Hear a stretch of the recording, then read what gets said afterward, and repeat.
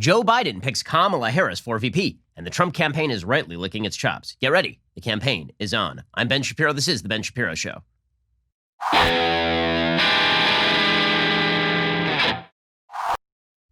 This show is sponsored by ExpressVPN. If you don't like the government spying on you, visit expressvpn.com/Ben to stay safely anonymous. So it has happened. Joe Biden finally picked his VP, or as I like to put it, heiress apparent. Harris apparent. You got it. Because he is not going to live through his first term.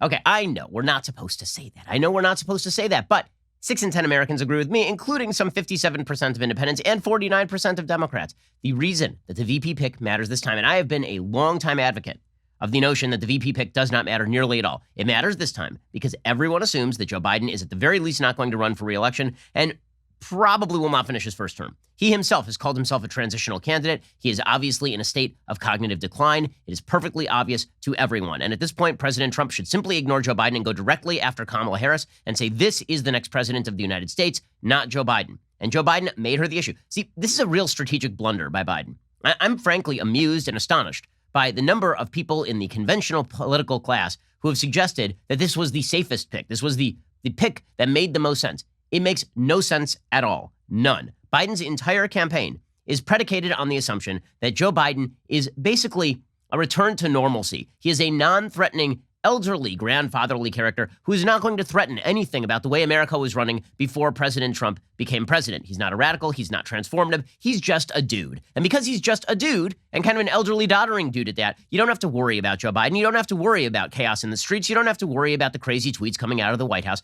All you have to do is simply go about your business, and Joe Biden will have your back. That was the Biden campaign in a nutshell. And so you should focus when you go into the voting booth on his opponent. You should focus on the volatility and the kind of craziness of Donald Trump's presidency when you choose to vote.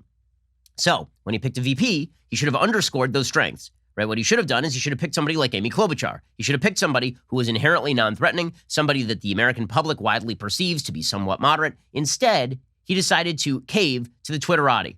And he made this mistake for a couple of reasons. First, he decided very early on that he was going to pick a woman. Well, as soon as you say that you're basically going to pick a VP based on tokenistic concerns, and let's face it, that is a tokenistic concern, whether your VP is a woman. Okay, that does not say anything about her character. It does not say anything about her politics. Nikki Haley is a woman. The idea that this is a criteria for picking the VP is the sex to which they belong is a bizarre idea on its face. And it becomes even more bizarre when you realize that the Democratic Party platform at this point is that women don't exist and a man can be a woman. So as my friend Matt Walsh has pointed out, it's very bizarre that the media are championing first female black VP pick by a Democrat. It's just incredible stuff. They don't even believe women exist. So I'm wondering what's so historic about an individual with a cervix, as the media might put it, being selected as the VP candidate. They literally say there are no differences between men and women to the point where a man can be a woman, but it's very historic that Kamala Harris is in fact a woman. In any case, Joe Biden early on signaled he was going to pick a woman. Well, this boxed him in, but it didn't box him in that much because there was still a bevy of qualified women who are out there. Then, because he had already caved to, okay, I have to pick somebody who is representative of a particular demographic population in the United States, then he was pushed into, okay, it has to be a black woman. It has to be a woman of color. Okay, so he sort of futzed between black woman and woman of color. And finally, he settled on Kamala Harris. And she was probably the worst available pick. There are some other people who are up for this thing. Right? Val Demings in Florida, largely anonymous, but at least not disliked by the American public. You had Karen Bass in California, who's kind of a communist, but again, not very well known, and at least had significant support in the black community as the longtime head of the Congressional Black Caucus. And then you had Kamala Harris, a woman so deeply unpopular that she dropped out of the presidential race before her voters in California even had a chance to vote on her. She was registering at 7% in the California primaries. Kamala Harris was such a bad candidate that after jumping to the lead early on in the race, based again on those Twitter blue check marks, checking particular boxes, woman, black. Well, she jumped to the top of the race and then she immediately flamed out because it turns out that she's garbage at this. She's a terrible politician. She's manipulative. She's Machiavellian. She has very few principles. And what principles she does have are radical. And that's who Joe Biden chose? Is that supposed to make people feel sanguine about the future of the country? Is that supposed to make people feel comforted and solidified in their belief that he is, in fact, a moderate who's going to carry America on gentle waves to better days? Is that really the pick that makes a lot of sense? The answer, of course, is no. And so the media have been attempting to spin this thing as though Harris is a moderate. This is an incredible attempt. It really is. Because as we will examine throughout today's show and in the coming days, Kamala Harris is not only not a moderate, she's extraordinarily radical in her policies. She's been rated one of the most liberal senators in the United States Senate. GovTrack.us rated her as the fourth most liberal senator in the United States Senate, just behind Bernie Sanders and Kirsten Gillibrand. She voted with Bernie Sanders 92% of the time while she was in the Senate. Okay, that is not a moderate. And she's not a pragmatist either. She's a hardcore leftist who is pragmatic only in the sense that she will do nearly anything to get ahead politically. She will switch her positions. She will flip on a dime. She will make accusations that are really ugly about people simply to push herself forward. If I'm Joe Biden, I'm getting a food taster today. Today. Do not have Kamala Harris in the same room when you're eating lunch, Joe Biden. For your own preservation, at the very least, you might want some life insurance. We'll get to more of this in just 1 second. First, let's talk about the fact that your cell phone bill does not have to be the same every month. It can change. And right now, you are paying far too much for your cell phone bill, like hundreds of dollars a month. Why? Who's your wireless provider? Is it AT&T, Verizon, T-Mobile? What if I told you that Pure Talk USA uses the exact same network as one of those carriers, same tower, same exact coverage, but literally costs you half the money?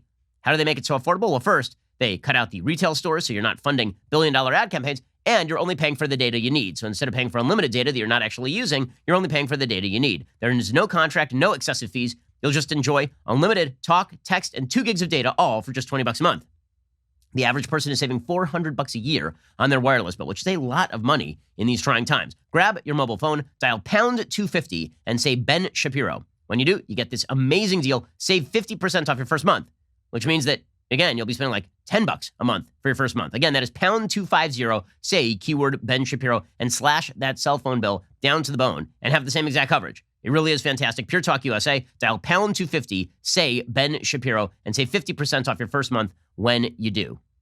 Alrighty, so the media have been attempting to spin this thing, and spin it they have. The New York Times headlined, they tweeted this out, quote, Senator Kamala Harris of California is Joe Biden's pick for vice president, a pragmatic moderate. She is the first black woman on a major party ticket. Well, the only part of that sentence that matters to the New York Times is, as we will see, the last part of that sentence, that she's the first black woman on a major party ticket. I don't think this has the same quite historic appeal, black woman on a major party ticket, as Barack Obama, first black president for 2 terms. I think we have already established in the United States that we are willing to elect black people to extraordinarily high office. Kamala Harris is not breaking any glass ceilings here because there was no glass ceiling. Hillary Clinton was the last major party nominee. She won the popular vote. So we've already had a woman who won the most popular votes in a presidential election, and we've already had a 2-term black president.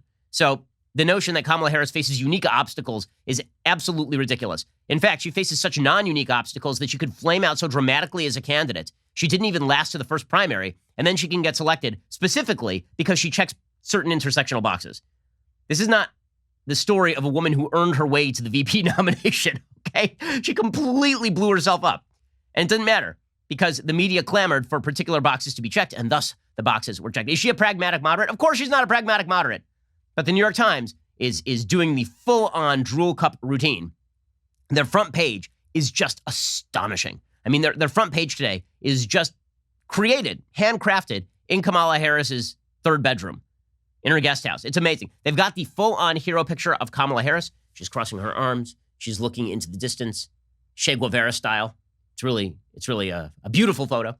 The giant headline says, Harris joins Biden ticket, achieving a first. Ooh. And then there are 3 more headlines. Here are the 3 more headlines. You ready for this? Political warrior shaped by life in 2 worlds. Wow. Political warrior shaped by life in 2 worlds. Pick scene as safe but energizing. Safe and also energizing. Why? That's as good as it gets. It's both safe and energizing. I mean, it's like the Energizer Bunny, but also it's safe. Incredible. Okay, and then there's this headline. Woman of color in number 2 slot of major party. Wow. Unbelievable. Groundbreaking. We had a black president for 2 terms. We did. And we had a woman who won the most popular votes. But woman of color in the number 2 slot of a major party. Wow. Historic. By the way, this is a pretty great country, is it not? Yeah, I've been told that opportunities are not available to people of color. Kamala Harris is the daughter of a Jamaican immigrant and an Indian American immigrant. And she rose through the ranks to become a senator from California and then was selected as vice president of the United States. Seems like a pretty great life. Seems like this is a pretty damned great country that she will then set about her mind to talk about how terrible it is. Okay, but so the media are just, they've got the drool cups full out for Kamala Harris. David Axelrod says she's the safest pick, the advisor to Barack Obama. Obama himself was very thrilled with the Kamala Harris pick. I'm old enough to remember when Barack Obama said some kind of sexist things about her looks, actually, back in the day. In any case, CNN's David Axelrod, he says, it is a measure of these extraordinary times that Joe Biden's historic choice for vice president was also the most conventional.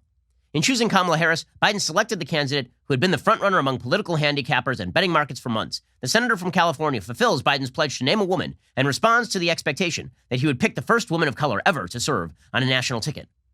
Pressure to make such a choice had been building since the killing of George Floyd, et cetera, et cetera, et cetera. Harris is a charismatic, intelligent politician. Okay, so this is where it is pretty obvious that David Axelrod has been taking Joe Rogan's advice and trying DMT. Harris is a charismatic, intelligent politician. Really? Is she? Is she now? I mean, I suppose she's magnetic on television in the same way that Joaquin Phoenix is magnetic in that scene from Joker, where he goes on the late night show and then proceeds to laugh like a hysterical crazy person. As a U.S. Senator and recent presidential candidate, Harris also meets another important test for Biden. People familiar with research the campaign undertook to inform its decision told me voters viewed her as among the most qualified to be president day one. Elizabeth Warren's just over in the corner crying somewhere.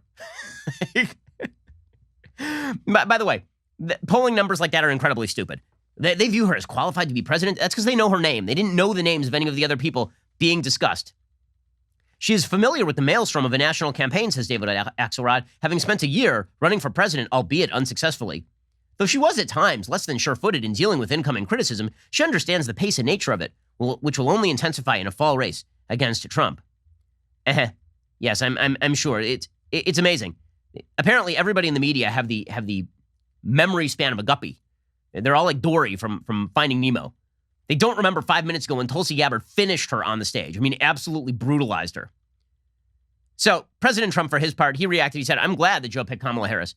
He is correct. He should be glad that Joe picked Kamala Harris. Now he gets to turn this into a Trump versus Harris campaign, which is a much better campaign for him. It's been difficult for him to attack Joe Biden because, again, Joe Biden is basically a dead person. Joe Biden is a corpse. It is difficult to attack a corpse. But now, because it appears that Joe Biden has picked a radical as his VP candidate, and because Joe Biden is a corpse, Trump should just go right around Biden. He should. Joe Biden was ignored for most of his political career because he's a career politician with no particular skills to recommend him. He was ignored in 1,000 presidential campaigns before, and then he was Obama's VP. It's only his association with others that has made Joe Biden in any way an important figure in Washington, D.C. And right now, it is very obvious. I mean, Joe Biden himself has said that he is a transitional figure. So Trump should just treat him that way.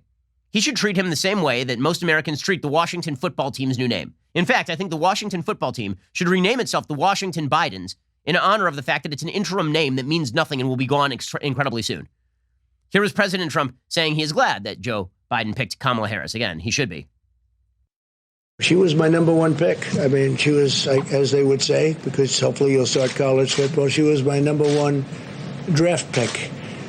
And we'll see how she works out. She did very, very poorly in the primaries, as you know. She was expected to do well.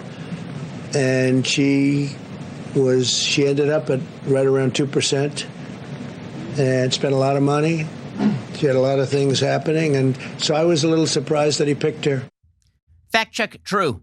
Fact check true. Trump then suggested that she is nasty and disrespectful, which of course is going to launch 1,000 headlines about how it's sexist to point out that Kamala Harris is actually quite cruel, which she absolutely is, as we'll talk about in just one moment, not just to small truant children, but apparently also to the person who she's now running with. Okay, we're going to get to that in just a moment. Here was Trump going after Harris yesterday. She's got a lot of difficult things that she's going to have to explain.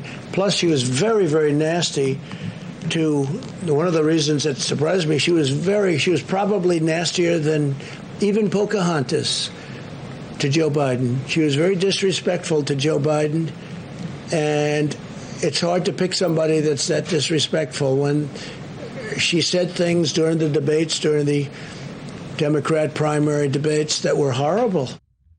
Okay, well, he is absolutely right about that. We'll get to the campaign ad that the Trump campaign immediately released as soon as Kamala Harris was named the pick.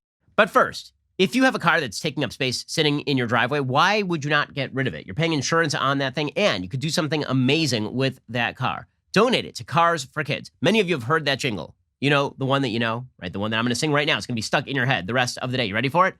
1-877 Cars for Kids. K-A-R-S, Cars for Kids. Now it's stuck in your head the rest of your life. Well, it will be until you give your car to Cars for Kids. You get a tax deduction and a vacation voucher. Here's how it works. Cars for Kids makes the process of donating your car quick and easy. It takes just about 2 minutes. They handle all the details, all the paperwork. All you need to do is schedule a pickup and sign the title. Your car donation, it's fast and free. It's usually picked up within 24 hours, often even the same day. Cars for Kids will take your car even if it is not running. Donating your car is tax deductible. Your tax deduction is based on the sale price of your car. Cars for Kids works hard to sell your car for the best price, which means more funds for their charity and a bigger tax deduction for you. As a special thank you for donating your car, Cars for Kids gives you a vacation voucher good for a 3-day and 2-night hotel stay. So this is a pretty awesome deal. With Cars for Kids, you get a professional service, a convenient pickup, a maximum tax deduction, a vacation voucher, and a good deed. Donate today at carsforkids.org/Shapiro. That's Cars with a K, K-A-R-S, the number 4, kids.org/Ben, KARS4KIDS.org/Ben. They'll give you the donation experience you deserve. Carsforkids.org/Ben. That's carsforkids.org/Ben.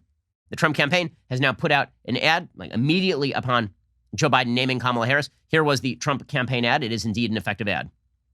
Kamala Harris ran for president by rushing to the radical left, embracing Bernie's plan for socialized medicine, calling for trillions in new taxes, attacking Joe Biden for racist policies. Voters rejected Harris. They smartly spotted a phony.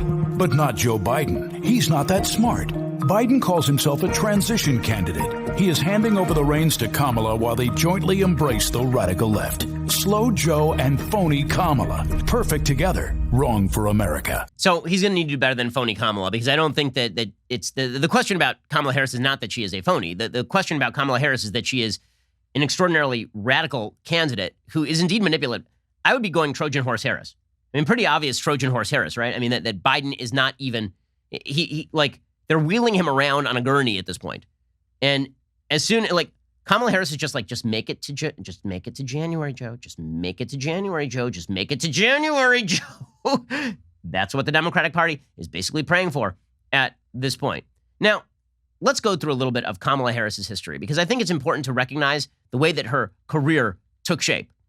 Right? This is a person who is basically willing to say or do anything to get power, but who also has extraordinarily strong authoritarian tendencies. She is very, very extreme, and all of this is fair game. Okay, before everybody starts shouting that you're not allowed to talk about Kamala Harris's past, she's running for vice president of the United States. It was fair game when she was running for Senate. It was fair game when she was running for president. It is fair game now that she's the vice presidential nominee on a major party ticket. Okay, so it is absolutely fair game to ask how she started her career, and Donald Trump is not going to be shy about mentioning this. A 1994 LA Times report about then California Assembly Speaker Willie Brown's rush to hand out patronage jobs described Kamala Harris as Brown's frequent companion and said several people referred to her as Brown's girlfriend. Okay, that report also cited a column from the Chronicle's Herb Cain that called Harris the speaker's new study. Brown was married at the time. Willie Brown, he's one of the most powerful people in California. He was 60. She was 29, so it was a love match. According to Cain, the couple split up in 1995, which flabbergasted those who found Kamala the perfect antidote to whatever playboy tendencies still reside in the mayor-elect's jaunty persona. He ended up as the mayor of San Francisco. Although Brown supported Harris in her successful 2003 run for San Francisco district attorney, she tried to distance herself from him in that race, telling San Francisco Weekly that Brown, whose career was then dogged by corruption allegations, was an albatross hanging around my neck. His career is over. I will be alive and kicking for the next 40 years. I do not owe him a thing, she told San Francisco Weekly. And this is pretty typical Kamala Harris, right? So she dates the guy when she's 29 and he's 60. He gives her a bunch of patronage positions. And then as soon as she is running for DA in San Francisco, she's like, I've never heard of him. He's a bad man. I think he's corrupt. Brown wrote, yes, I may have influenced her career by appointing her to 2 state commissions when I was Assembly Speaker. He was the Speaker of the Assembly from 80 to 95. Brown appointed Harris to the California Unemployment Insurance Appeals Board and then to the Medical Assistance Commission, positions that paid her more than $400,000 over 5 years. He also gave her a BMW. He said, I certainly helped her win her first race for district attorney in San Francisco. I've also helped the careers of House Speaker Nancy Pelosi, Gavin Newsom, and Dianne Feinstein, he added. The difference is that Harris is the only one who, after I helped her, sent word I would be indicted if I so much as jaywalked while she was DA, Brown wrote. That's politics for you. Kamala Harris. What a charmer. Okay, but Kamala Harris then became a district attorney in San Francisco. And then on the basis of that, she ran for attorney general in California. And there, she campaigned as a hardcore law and order type. And she said that she was going to go after criminals. And listen, I'm a big fan of going after criminals, but she simultaneously went after very, very low-level offenders and also basically did nothing to lower the crime rates in California, which is kind of an amazing achievement when you think about it. Now, Kamala Harris, according to Lara Bazelon, the director of the Criminal Juvenile Justice and Racial Justice Clinical Programs, writing in the New York Times, said, consider her record as San Francisco District Attorney from 2004 to 2011. Ms. Harris was criticized in 2010 for withholding information about a police laboratory technician who'd been accused of intentionally sabotaging her work and stealing drugs from the lab. After a memo surfaced showing that Harris's deputies knew about the technician's wrongdoing and recent conviction, but failed to alert defense lawyers, a judge condemned Harris's indifference to the systemic violation of the defendant's constitutional rights. Harris contested the ruling, arguing that the judge, whose husband was a defense attorney, had a conflict of interest. Harris lost, and more than 600 cases handled by the corrupt technician were dismissed. Okay, she also famously decided that she was going to support a law that allowed for the prosecution of parents for truancy of children. In 2004, Harris and then San Francisco Mayor Gavin Newsom, who's now the governor of California, launched an anti-truancy initiative. The $450,000 program included a warning to parents they could face a criminal charge if their kids didn't show up to school. To be considered truant, a student needed to be only 30 minutes late without an unapproved excuse on more than 2 occasions. Parents of students with 20 or more unexcused absences in a year could face a year in jail or a $2,500 fine. And then she laughed about it. And then she laughed about that, like openly. So that was her shtick. Her shtick was that she was going to be the tough on crime candidate. And this has led, obviously, to a lot of consternation among radical left types about her being a cop. And frankly, I think some of that consternation is warranted. I mean, she endorsed legislation that would allow for the confiscation of private assets before a prosecution took place. She backed civil asset forfeiture before any of the prosecutions had actually been legalized at that point. So she was willing to use the authority of the government to do pretty much anything, which is very much in line with Kamala Harris's thinking. And then, obviously, when she was running for president, then it became totally okay to joke about past marijuana use, right? So she prosecuted like 1,000 people, 1,500 people for marijuana use, which, again, like if you're, as a strict law and order guy, if you're a drug dealer and it gets downgraded to a marijuana use charge and you go to jail, I don't have a problem with that. But Kamala, you certainly don't get to laugh about smoking pot at the same time that you're talking about how you were a great prosecutor. Here was Kamala Harris laughing at her own marijuana use.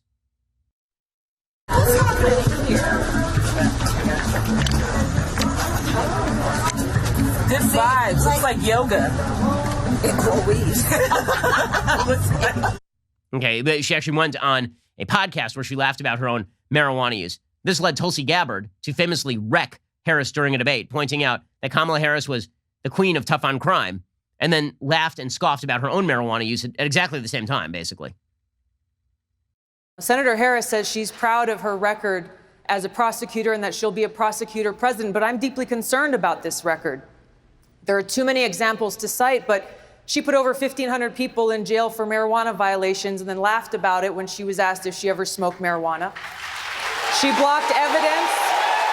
She blocked evidence that would have freed an innocent man from death row until the courts forced her to do so. She kept people in prison beyond their sentences to use them as cheap labor for the state of California. And she fought to keep cash bail system in place that impacts poor people in the worst kind of way. And Harris was attacked like this twice in debate and had no answer to it anywhere along the line, which is this is why it's no shock that Breonna Joy Gray, who is the former national press secretary for Bernie Sanders, labeled Harris as America's quote unquote top cop. Right. So she's going to be attacked from the left for being too harsh on crime, but she was only harsh on crime on a low level, really, because she wanted to be perceived that way so that she could then run as senator. Right? Because being a Democratic prosecutor always makes you look better when you run for senator. Then, as soon as she became senator, she swiveled to the extraordinarily radical left. By the way, at the same time that she was being tough on crime, she was cultivating the banks. She was cultivating Silicon Valley. Apparently, Silicon Valley is super duper pleased that Kamala Harris has now been chosen, according to Recode. Cooper Thibault, a former Democratic fundraiser, a top Democratic fundraiser in Silicon Valley, said about 1/3 of major West Coast donors have been waiting to see who Biden would choose as VP. If Biden had chosen Warren, they would have had concerns. But they said that Kamala Harris is a safe pick. So very tough on the prosecutions of the marijuana, but pretty tight with all the people in power. So that pretty much it confirms what we think about Kamala Harris. We'll get to her actual authoritarian streak in just one second, because she has a strong authoritarian streak. First, let us talk about getting in shape. Now, getting in shape doesn't have to be about losing a specific amount of weight or a magic number on the scale. It's about building a healthier lifestyle. And this is why I have been so overjoyed to use Noom. You may have noticed that I'm looking more svelte these days. In fact, over the past few months, really since the beginning of the pandemic, I've dropped somewhere between 15 and 20 pounds. I've done a lot of that simply by using Noom to help monitor my habits and change my habits each and every day. Noom is the habit-changing solution that helps users learn to develop a new relationship with food through personalized courses. Based in psychology, Noom teaches you why you do the things you do and empowers you with the tools you need to break bad habits and replace them with better ones. No food is good, bad, or off limits. Noom teaches moderation, can be used in conjunction with many pre-existing popular diets if you want. Noom doesn't tell you what to do and what not to do. It teaches you how to look inside your own mind and make better decisions for yourself. Noom has one of the biggest, most accurate food databases available that lets you track meal habits, visualize portion sizes, and see calorie density at a glance. You can chat with your goal specialist in Noom community and get and give help to people going through the same things. It really forms a sense of community. It really is fantastic. I've recommended it to my own parents. You don't have to change it all in one day. Small steps make big progress. Sign up for your trial today at Noom. That's Noom.com/Shapiro. You got nothing to lose. Visit Noom.com/Shapiro to start that trial today. That's Noom.com/Shapiro. Go check them out right now. If it worked for me, it can work for you as well. They make it really easy. Noom.com/Shapiro. Okay, so what do we learn from Kamala Harris's tenure? Well, we learned that she's incredibly manipulative, that she will use people to get ahead, and then she will ditch them at the first available opportunity. As we'll see, she did this to Joe Biden as well. And she will ditch him at first available opportunity as well, too. We know that she is perfectly willing to use the auspices of government in order to achieve particular goals. She's willing to be authoritarian in her use of government, and she has threatened to be incredibly authoritarian if ever she became president. During this last campaign, she repeatedly talked about how she was going to overthrow the boundaries of constitutional government, like all the time. She said openly that she would give Congress 100 days to act on guns. And then if Congress did not act on guns, then she would immediately use executive action to act on guns. So this is her openly threatening to violate the Constitution. If Congress doesn't do, there is no clause in the Constitution, by the way, that says if Congress doesn't do what the president wants, the executive branch shall have the power to simply declare the law. There's nothing in the Constitution like that. But as we'll see, Kamala Harris does not give two good damns about the Constitution, because that's who she is. Here is Kamala Harris in open debate saying that she would give Congress 100 days to act on guns, then she'd just do it herself. Upon being elected, I will give the United States Congress 100 days to get their act together and have the courage to pass reasonable gun safety laws. And if they fail to do it, then I will take executive action. And specifically what I will do is put in place a requirement that for anyone who sells more than 5 guns a year, they are required to do background checks when they sell those guns. Amazing. Amazing. So she's just going to do it herself. And then when she was asked about this in open debate, right, Joe Biden was like, that's unconstitutional, Kamala. Like, there's a lot of stuff you can't just do as president of the United States. And Kamala Harris is like, well, yes, we can. Hyena-like Joker laugh. Okay, so by the way, like, I guess it's good that she was cast as VP, because otherwise she would have been the heir apparent for the Joker part. Right? Jared Leto was out already. So in the next Suicide Squad, it would have been Kamala Harris laughing with that crazy Cesar Romero kind of giggle. Here she was, trying to explain to Joe Biden that the Constitution is hackneyed and no longer matters. And Joe Biden standing there, being like, but I remember the Constitution. I was there when they wrote it. I've been ignoring it for a year. And then he fell asleep. Here, this was from a Democratic debate. You can't do it by executive order any more than Trump can do things when he says he can do it by executive order. Does the vice president have a point there? Some things you can. Many things you can't. Let's let the senator answer. Well, I mean, I would just say, hey, Joe, instead of saying no, we can't, let's say yes, we can. Let's be constitutional. We got a constitution. And yes, we can.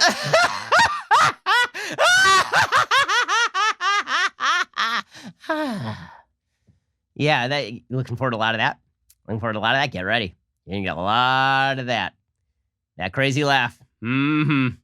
Yeah, good stuff happening there. So she's an authoritarian who can laugh crazily. So that's exciting stuff. By the way, she also supports packing the Supreme Court. So that's good.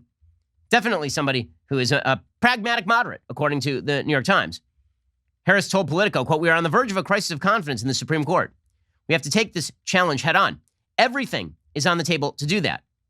So she joined with Beto and Kirsten Gillibrand and Elizabeth Warren, saying that she might consider packing the courts. She's definitely a moderate, guys. Definitely a moderate. Okay, and then there's Kamala Harris, the opportunist. So as we talked about, rather opportunistic in her early career. Okay, but she's been even more opportunistic on issues of race. So very early on in this race, she basically, recognizing that her main pitch for the presidency was the intersectional check marks on her resume, she complained that people should not say anything about identity politics. She said identity politics is good. Don't worry, she's a moderate who will bring Americans together. But identity politics is good. It's a way to, anybody who complains about it is just trying to shut us up. No, I want her to laugh more. I want more of that charming, graceful laugh from Kamala Harris. I think it's beautiful. I think it's a beautiful sound. Anybody who doesn't think that sound is beautiful is simply being misogynistic. Here was Kamala Harris talking about how identity politics are good. They're an active affirmative good. Term identity politics. People will use that term. It's like people used to talk about the race card. Right. And they'll bring this term up when you talk about issues that are about race, about sexual orientation, about religion. They'll bring it up when we're talking about civil rights issues as a way to marginalize the issue, as a way to, frankly, try to silence you or shut you up. Okay, no one's shutting up Kamala Harris. She's been fully able to talk for literally her entire life. I mean, basically since she was a child, she's been able to talk. And it seems like nobody has really been successful in forcing her into saying anything or not saying anything. In fact, she's been able to say anything and everything she wants to say, including some of the dumbest crap that's ever entered the human lexicon. Here's Kamala Harris tweeting back in January 2019. You'll remember that there was a victim of a hate crime named Jussie Smollett. Unfortunately, his victimizer was also a man named Jussie Smollett.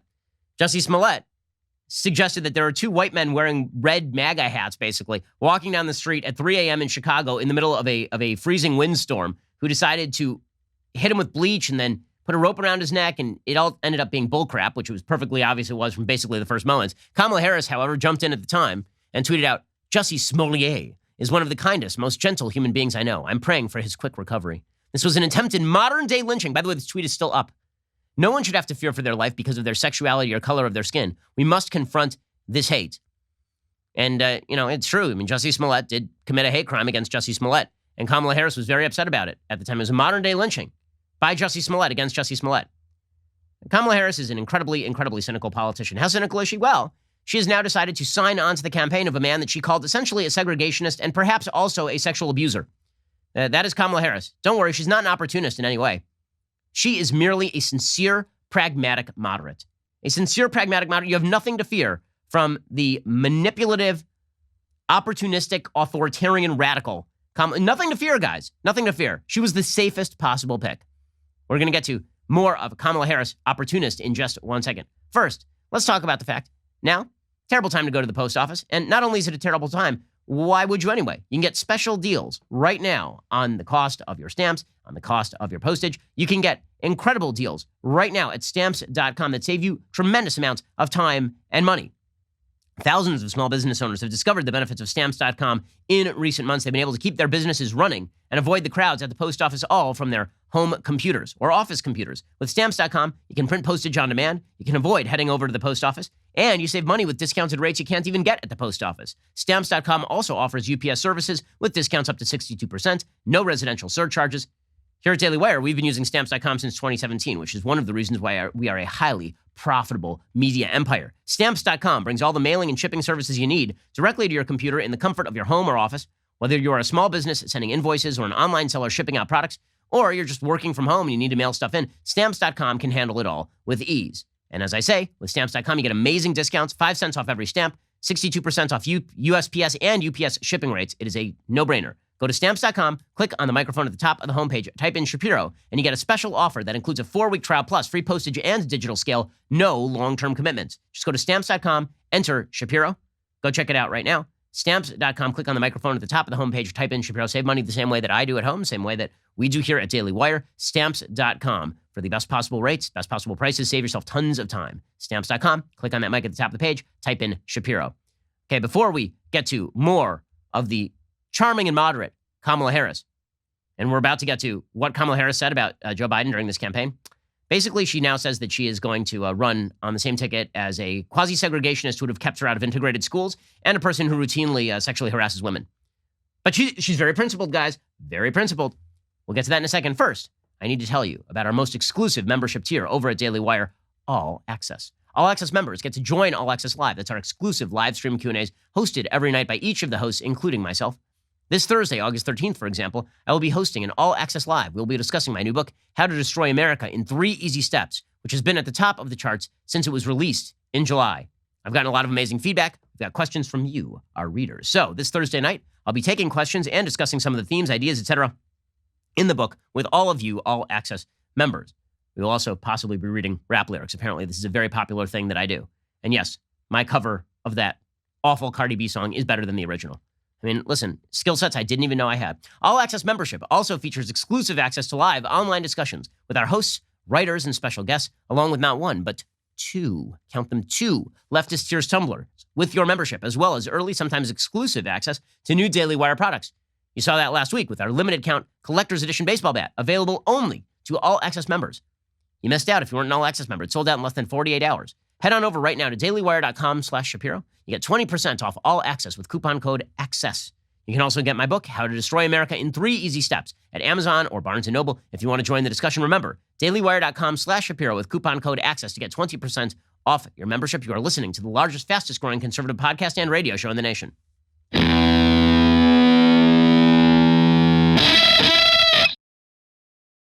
Absolutely opportunistic Kamala Harris, willing to say or do literally anything to get ahead. Literally anything to get ahead. And all you have to do is point to the comments she made about Joe Biden. By the way, some of us are consistent. I defended Joe Biden against this garbage, scurrilous attack back when she originally levied it against him. So you'll remember all the way back at the beginning of this campaign, it was a Democratic debate. This little tete-a-tete sent Kamala Harris rocketing to the top of the polls because everyone is stupid and everyone is dishonest. Essentially, Kamala Harris called Joe Biden a segregationist. She said if Joe Biden had had his way, then little Kamala, little baby Kamala, never would have been able to go to an integrated public school in San Francisco, except for the fact that she obviously would have, and Joe Biden was not opposed to integration, and it was all a lie, and she doesn't support forced busing. But it was this magical attack that made Kamala Harris's name on the national stage, because this lady is willing to say or do anything. She will savage anyone to get ahead. Here she was going after the guy who would later select her as VP because he's a doddering old fool. It's personal, and I was actually it was hurtful to hear you talk about the reputations of 2 United States senators who built their reputations and career on the segregation of race in this country. And it was not only that, but you also worked with them to oppose busing. And, there was a little girl in California who was part of the second class to integrate her public schools. And she was bused to school every day. And that little girl was me. Okay, and then she started selling for $30 a pop. That little girl was me t-shirts. Like within moments. It was a pre-planned attack on the guy who would later select her as VP, calling him a racist. Okay, so the media are going into full spin mode on this because this is not the same thing as Ronald Reagan picking George H.W. Bush after H.W. suggested that Reaganomics was voodoo economics. That's a disagreement on policy, right? That would be the same thing as Biden picking Harris and them having disagreements on Medicare for all, right? Which is a thing. I mean, that's true. That's not quite the same thing as someone calls you an overt racist who is going to stop her from going to an integrated school when she was a child. Okay, that's what she did there. And all the revisionist history in the world ain't going to fix that. Okay, she is now running. What an opportunist. She is running on the same ticket as a man that she called a segregationist, essentially. Okay, and then she doubled down on it. She said that Biden should apologize for ever having said any kind words about any senator who ever was a segregationist. And she demanded that apology. And in fact, when asked if Biden should drop out of the race, okay, she was like, well, that's up to him.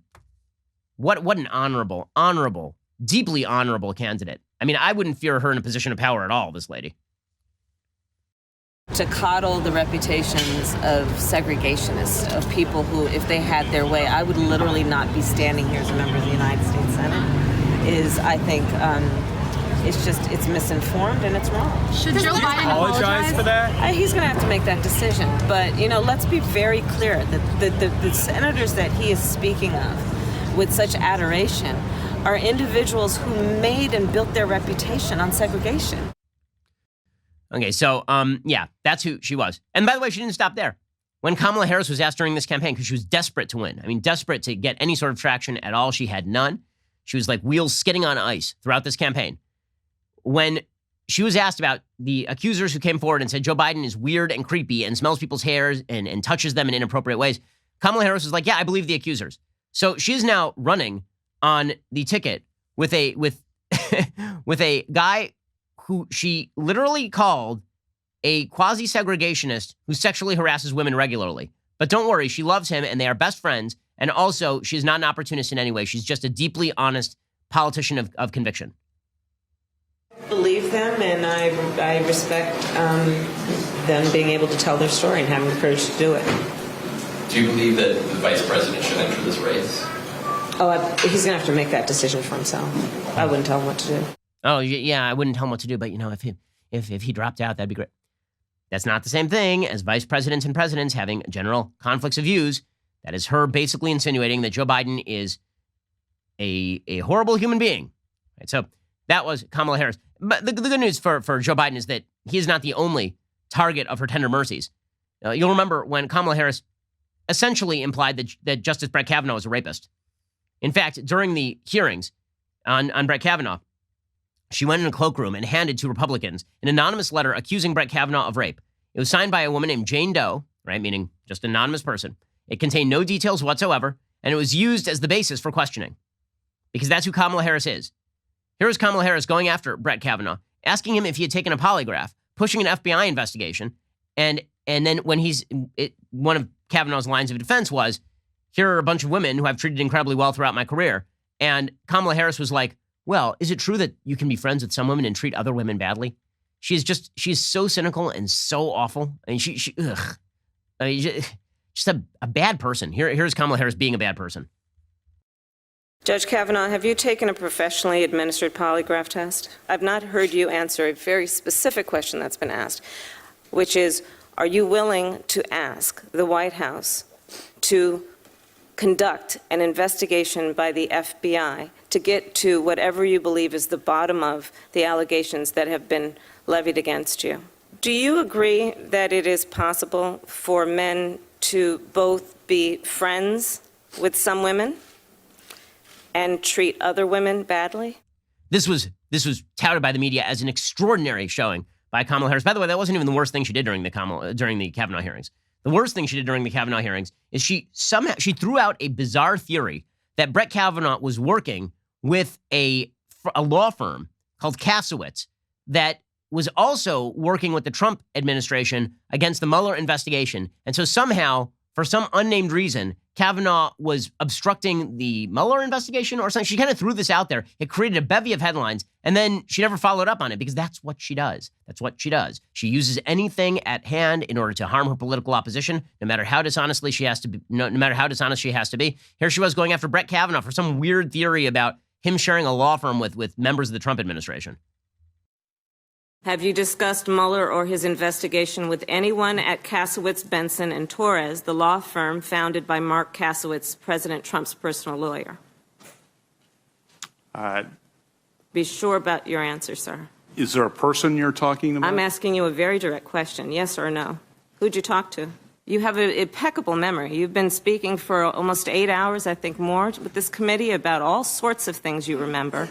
Yeah. How can you not remember whether or not you had a conversation about Robert Mueller or his investigation with anyone at that law firm? She literally never explained what the hell she meant by this at all. This made huge headlines at the time, right? She was going to uncover, be careful of your answer, sir. She was going to uncover the conspiracy. She was going to uncover a conspiracy whereby Brett Kavanaugh was somehow conferring behind closed doors with a law firm that was representing Trump in the Mueller. Like, nothing ever came of this because she's a bad human being, okay?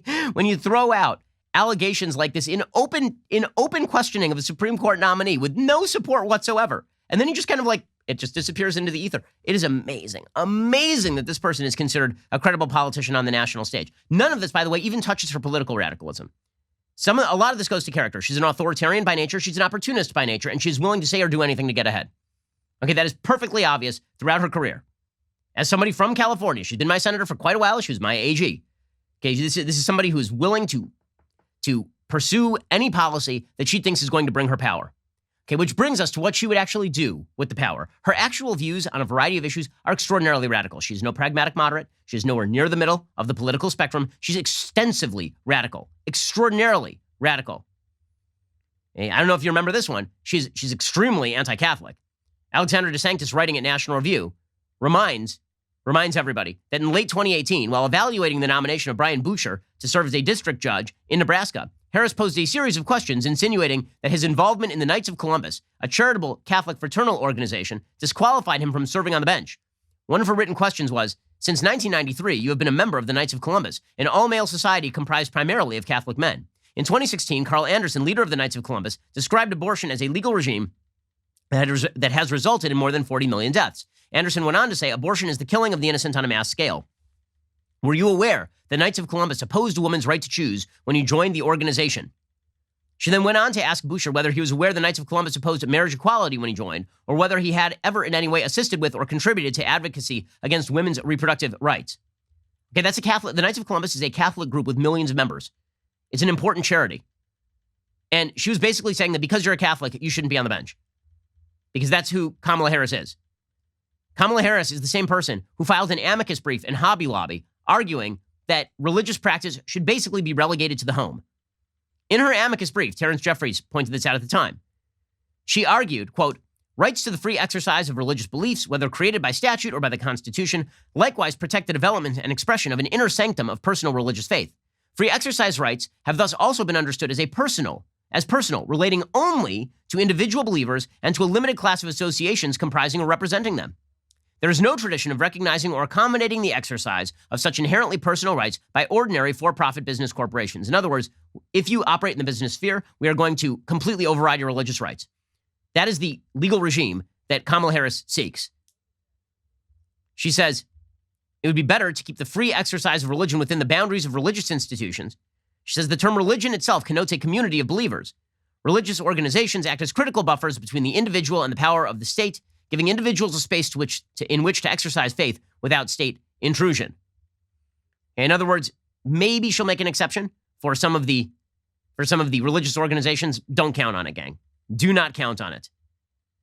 She is not going to allow religious believers to operate their businesses in accordance with their actual religious scruples. It's not just that. On abortion, she's extraordinarily radical, extremely radical. In fact, she had a proposal modeled on the Voting Rights Act of 1965 that would require any state with a history of passing laws restricting abortion access to get pre-clearance from the Justice Department. So Kamala Harris would force the state of Alabama to run any law that affects abortion by Kamala Harris's DOJ before passing the law, which violates all precepts of federalism, like all precepts of federalism. I mean, it's pretty incredible. So that by the way, she is so radical on abortion that she voted against. She's one of many Democrats, in fact, every Democratic presidential candidate, to vote against the Born Alive Infant Protection Act. That's an act that was specifically designed to prevent infanticide. Okay, she voted against that. It's pretty amazing. Ben Sass, who's the chief sponsor, he said, I want to ask each and every one of my colleagues whether or not we're okay with infanticide. He said, this is about the most simple thing you can say, which is that a baby is a baby and they have dignity and worth. It's not because they're powerful, it's because they're babies. Today's a sad day in the United States. Didn't matter. Kamala Harris voted against it because she's a radical on abortion. She also happens to be a radical on immigration. In an open hearing, she associated ICE, right, Immigrations and Customs Enforcement, with the KKK. Here was Kamala Harris doing just that. I do not see a parallel between what is constitutionally mandated as it relates to enforcing the law. Are you aware that there's a perception? I see no. Are you aware that there's a perception that puts ICE in the same category as the KKK? Is that what you're asking me? No, I'm very specific about what I'm asking you. Are you aware of a perception that the way that the discretion I see no parallel. I'm not finished. I see none. I'm not finished. Are you aware that there's a perception that ICE is administering its power in a way that is causing fear? Unbelievable. Okay, this is the same lady who says that, oh, by the way, all illegal immigrants should receive Medicare. So we should pay for the entire medical burden of anybody who comes to the country illegally. She said this to Jake Tapper during the race. Don't worry, she's not a radical guy. She's a pragmatic moderate. I keep saying it over and over. Why don't you believe me that she's a pragmatic moderate? I mean, who are you going to believe? Me or the words coming out of Kamala Harris's face? Every individual who is a resident of the United States is entitled to benefits for health care services under this act. Not every individual who's a citizen, but every individual who's a resident. Mm-hmm. So you support giving universal health care, Medicare for all, to people who are in this country illegally? Let me just be very clear about this. I am opposed to any policy that would deny in our country any human being from access to public safety, public education or public health, period. Okay, and where is she on public health, by the way? So she was original endorser of Bernie Sanders' Medicare for All.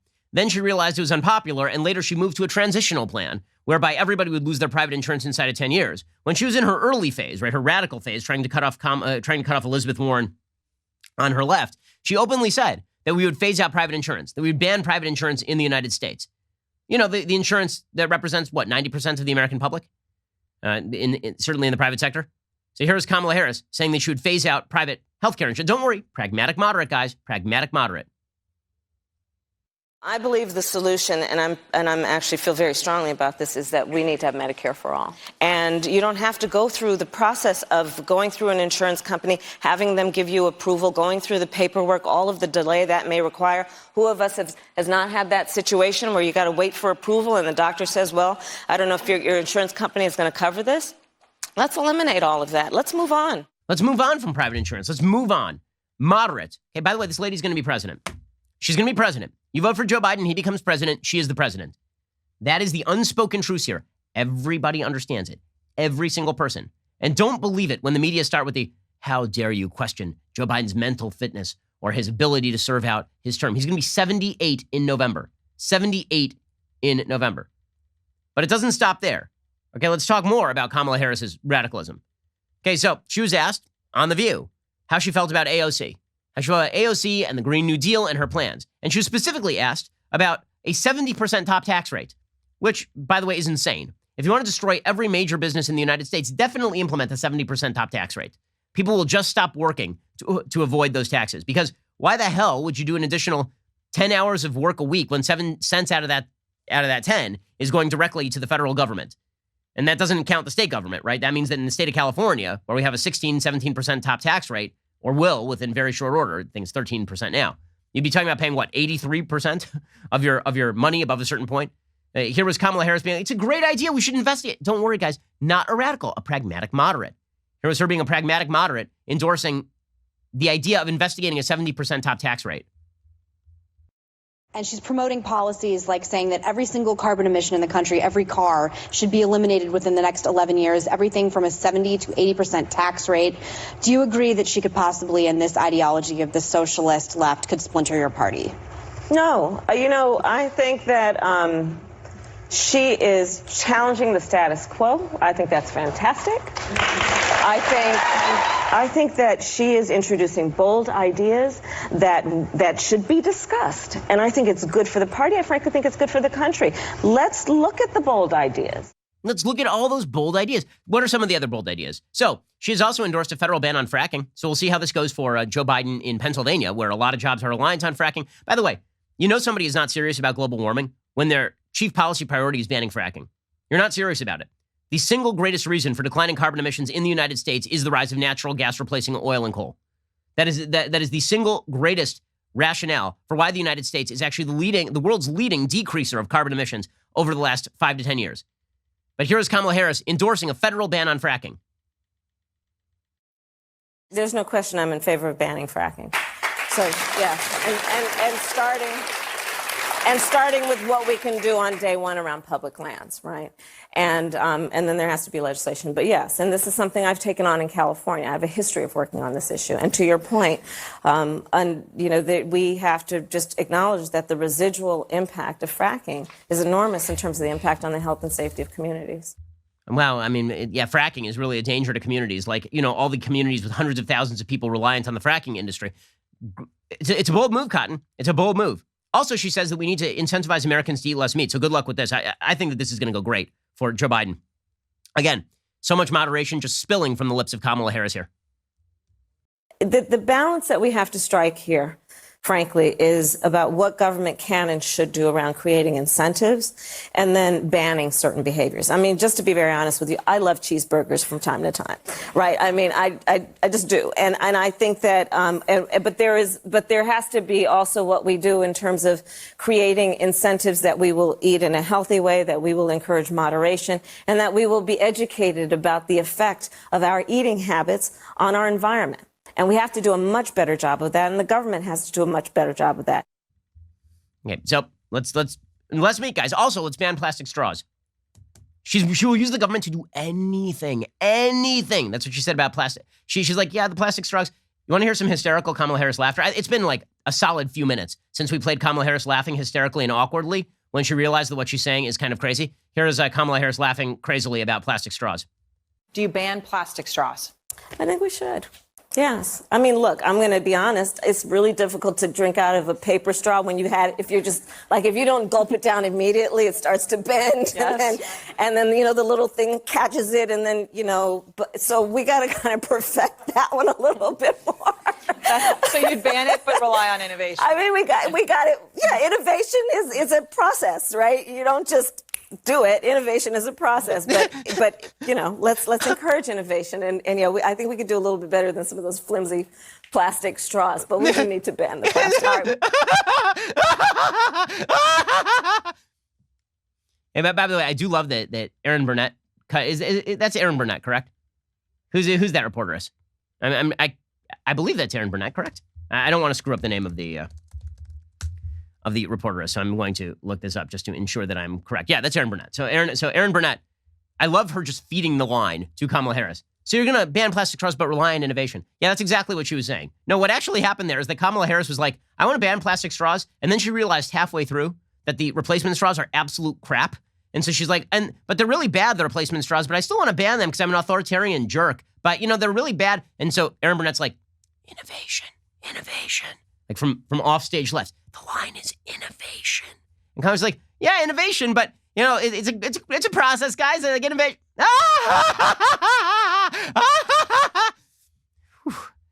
Man, get ready. Years of that coming up. Years if she wins. Years. But don't worry. If you're concerned that maybe a lot of this is going to cost money, maybe this is bad policy, we've been reliably informed by Kamala Harris that policy is not about cost, guys. Policy is not about cost. Policy is about the principle behind the thing. Here is Kamala Harris explaining we should pay no attention to the fact that things cost money. Money is just a figment of your imagination. It's just an idea out there. The really big issue is whether we should be ambitious and hopeful. Here she was being like, money? What's that? Why should I care about that? It's not my money. Let's just do it. Policy and cost. $3 trillion a year for Medicare for all by some studies. Depending on which portions of the Green New Deal you pick to do first, that's money.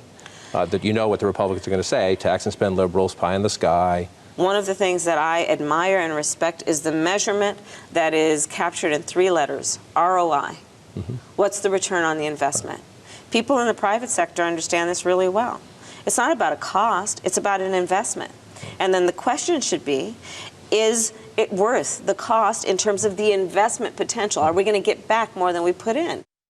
Mm-hmm. That's really what it's about. Don't worry about the cost, guys. Cost is of no consequence whatsoever. By the way, how radical is Kamala Harris? So remember that time I said that she's really willing to say, or like a few minutes ago when I said she's basically willing to say or do anything to get ahead. And I talked about her prosecutorial record and how there are a lot of people on the left and on sort of the libertarian right who are upset with the fact that she was very much in favor of jailing low-level drug offenders. By the way, again, I've lived in California my entire life. The crime rates here have been not great for a very long time. And she was of very little help as Attorney General of the state of California. Well, she was specifically asked the other day about defunding the LAPD. So she has not come out full scale and embraced defund the police, but she was very much in favor of cutting the funding to the Los Angeles Police Department in the aftermath of riots that shut down the city of Los Angeles night on night for a week.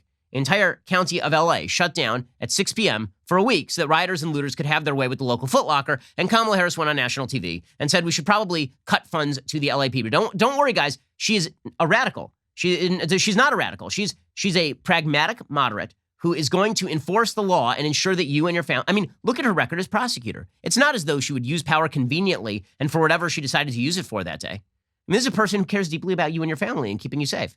Here's Kamala Harris saying we should slash the budget in LA. Many cities spend over 1/3 of their entire city budget on policing. But meanwhile, we've been defunding public schools for years in America. We've got to re-examine what we're doing with American taxpayer dollars and ask the question, are we getting the right return on our investment? Are we actually creating healthy and safe communities? And that's a legitimate conversation, and it requires a really critical evaluation. I applaud Eric Garcetti for doing what he's done. Mm-hmm. So don't worry, guys. We can rely on her. She's definitely going to keep America safe as well. Now, I think that in essence, to sum up, Joe Biden has made a major boo-boo here. His major boo-boo is that he has basically given away the game. We all know that he is a temporary stand-in for whatever comes next, and what he has decided comes next is that. So, if you would like that, meaning a Kamala Harris administration, all the policies, all the authoritarianism, all the opportunism, all the high-handed unwillingness to listen to opposing points of view, if that is what you are in the game for, then by all means, vote for Joe Biden. Vote for Joe Biden. Because you're going to vote for Biden, what you're going to get is Kamala Harris. That's what the American people must understand. That is what Donald Trump should campaign on. I think this is a massive strategic blunder by Joe Biden. We're going to find out in very short order. Alrighty, later today, we'll be here for 2 additional hours of content. Otherwise, we'll see you here tomorrow. I'm Ben Shapiro. This is The Ben Shapiro Show. The Ben Shapiro Show is produced by Colton Haas, executive producer Jeremy Boring, supervising producer Mathis Glover and Robert Sterling, assistant director Pavel Wydowski, technical producer Austin Stevens, playback and media operated by Nick Sheehan, associate producer Katie Swinnerton, edited by Adam Sayevitz. Audio is mixed by Mike Coromina. Hair and makeup is by Nika Geneva. The Ben Shapiro Show is a Daily Wire production. Copyright Daily Wire 2020. The Matt Walsh Show, it's not just another show about politics. I think there are enough of those already out there. We talk about culture because culture drives politics and it drives everything else. So my main focuses are life, family, faith. Those are fundamental, and that's what this show is about. I hope you'll give it a listen.